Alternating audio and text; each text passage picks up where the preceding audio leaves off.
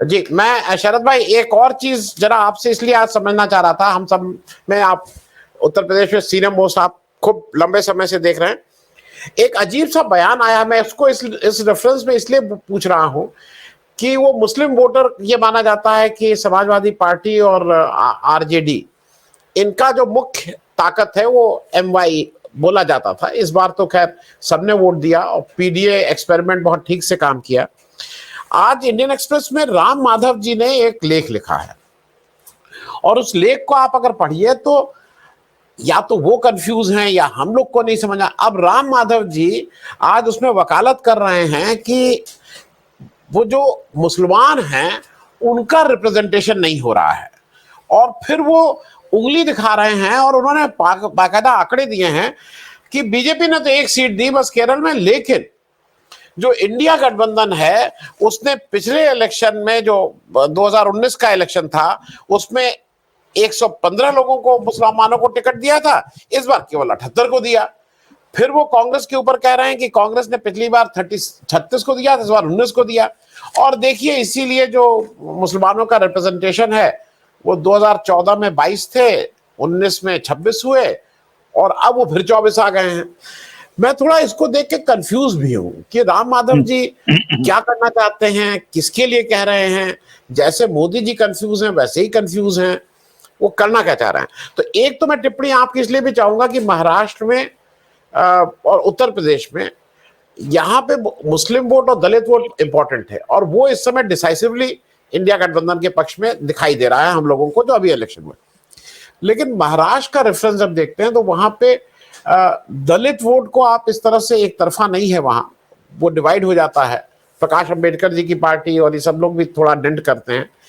मैं ओवरऑल इस परफॉर्मेंस में आपसे इसलिए समझना चाह रहा हूं कि ये मोमेंटम जो बना है वो महाराष्ट्र में, अगर वो मोमेंटम कायम रहा तो मोदी जी के लिए बहुत दिक्कत आने वाली है। लेकिन अगर किसी तरह से ये लोग मैनेज कर ले गए कि इंडिया इंडिया अलायंस में थोड़ी दरार दिखने लगी या थोड़ा फ्रैक्चर दिखने लगा, तो मेरे ख्याल में बीजेपी के लिए एक बहुत बड़ा ओपनिंग, जिसको वो देखना चाह रहे हैं, वो ओपनिंग मिल जाएगी। तो आपका ओवरऑल शरद भाई।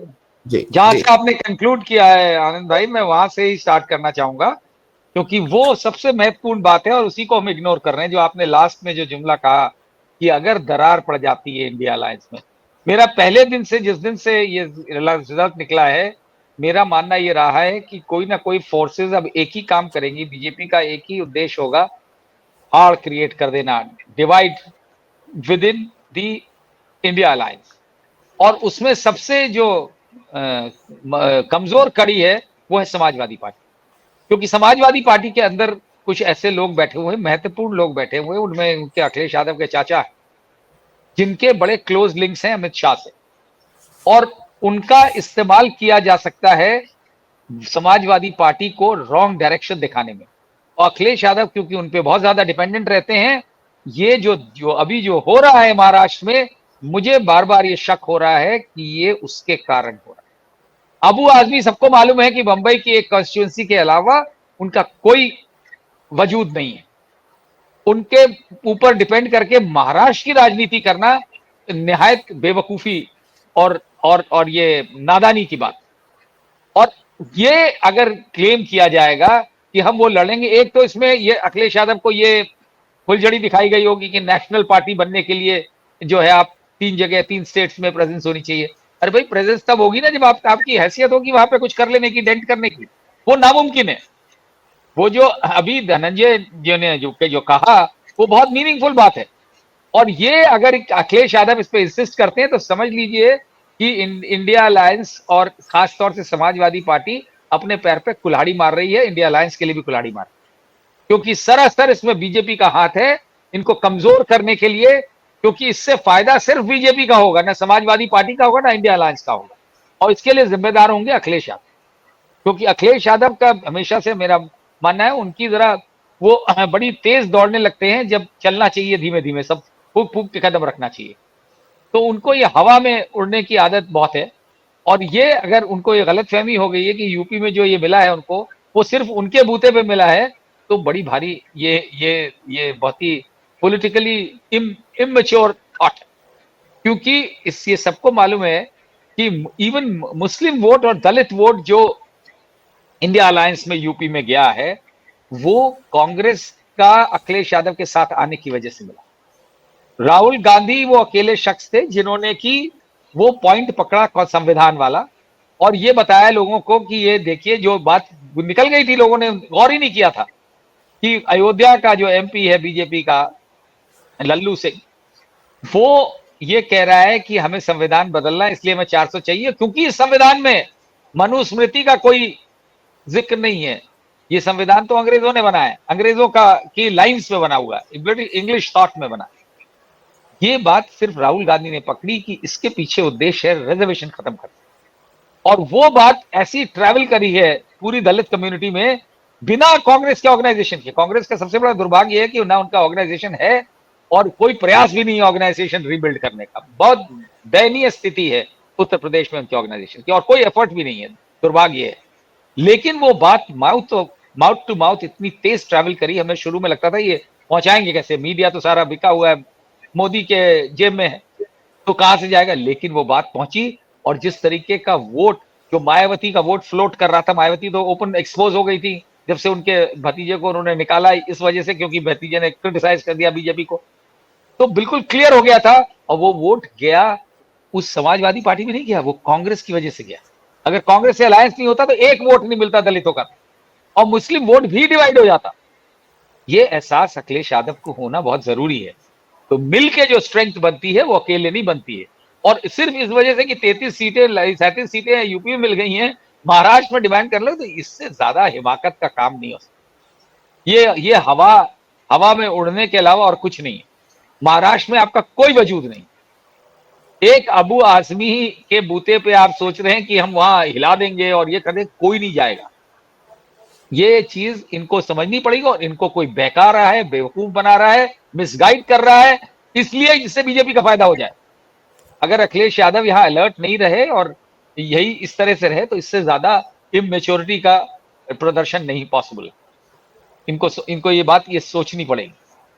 और दूसरा आपने एक सवाल एक आपने और पूछा था, वो राम माधव जी मुसलमानों की हाँ बैटिंग कर रहे हैं। अरे आप राम माधव जो हैं वो तो कभी कभी मोदी भी कर जाते हैं, फिर उसके बाद उन्हें मंगलसूत्र आ जाता है। तो राम माधव उसी ब्रीड के हैं।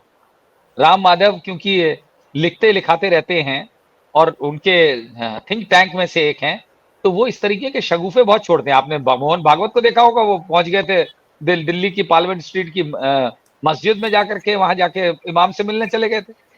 तो ये ड्रामे जो हैं बीजेपी आरएसएस वाले, ये बड़े सोच समझ के, ये वो नहीं है, ये बड़ी सोची समझी साजिश है। ये ट्रैप में करने की बात है, क्योंकि इस वक्त बीजेपी आरएसएस कुछ भी करेगी, कुछ भी का मतलब है कुछ भी, अपने बचाव के लिए। और ये कोई अगर ये समझता है कि राम माधव बड़े बेचारे उदार दिल हो गए हैं और चेंज ऑफ हार्ट हो गया है, तो इससे ज्यादा बेवकूफी की बात नहीं हो सकती। तो राम माधव की बात को तो वो अंग्रेजी में कहते हैं ना, with a pinch of salt, इनके साथ with a bowl of salt लेना पड़ेगा आपको, कि उसके पीछे इनकी कंस्पिरेसी क्या है ये समझना पड़ेगा। शरद भाई, बस चलते चलते एक चीज मैं कह दूं, उत्तर प्रदेश का 10 सीटों का बाई इलेक्शन में मुझे लगता है कि अंतिम हार तो बीजेपी की ही होगी। मान लीजिए 10 सीटें जीत जाती है बीजेपी, तो नरेंद्र मोदी और अमित शाह जी का मुंह लटक जाएगा, उनकी कोई पूछेगा नहीं, उनको लेके 10 लोग और खड़े हो जाएंगे। और 10 अगर जीत जाती है और अगर हार जाती है तब भी बीजेपी के लिए मुश्किल है, फिर उत्तर प्रदेश में कोई नहीं। मुझे ऐसा लगता है कि एक ऐसी जगह पे पहुंच गई है बीजेपी, और मोदी जी ने पहुंचा दिया है पार्टी को, जिसको कहते हैं कि इंडिया गठबंधन के लिए चित भी मेरी पट भी मेरी वाली स्थिति हो गई। मैं एक छोटा रिमार्क इसमें आपसे, इसमें मैं सिर्फ इतना कहूंगा कि अगर ऐसी स्थिति होती है जो आपने एक हाइपोथेटिकल सिचुएशन बताई, कि अगर बीजेपी 10 सीटें जीत जाती तो मोदी और शाह के लिए ये मुश्किल होगी फिर अमित शाह को कैसे निकालें। और अगर 10 जीत जाती तो उनके लिए बड़ा आसान हो जाएगा कि ढीकरा उसका तो फोड़ ही चुके हैं लोकसभा का, और ये तो इमीडिएट कॉज हो जाएगी, बहुत आसान हो जाएगा। और इसके पीछे जो अभी रोका गया है उनका यहाँ से डिपार्चर दिल्ली के लिए, वो इसीलिए रोका गया है शायद कि इस इलेक्शन को एक इस्तेमाल करने के लिए, और इसीलिए योगी को पूरी कमांड दे दी गई है और योगी जुट गए हैं। लेकिन जो अभी इन्होंने धनंजय ने जो कहा वो बड़ी महत्वपूर्ण बात है कि इसमें बहुत खेल हो सकता है। तो ये देखने वाली बात है, क्योंकि ये इलेक्शन का इस्तेमाल योगी भरपूर करेंगे, कोशिश अपने बचाव के लिए, उसी के लिए पेशबंदी करेंगे। और ये जो नाम लिखवाने की, नंबर नेम प्लेट की बात है, वो भी इसी की एक कड़ी। जी।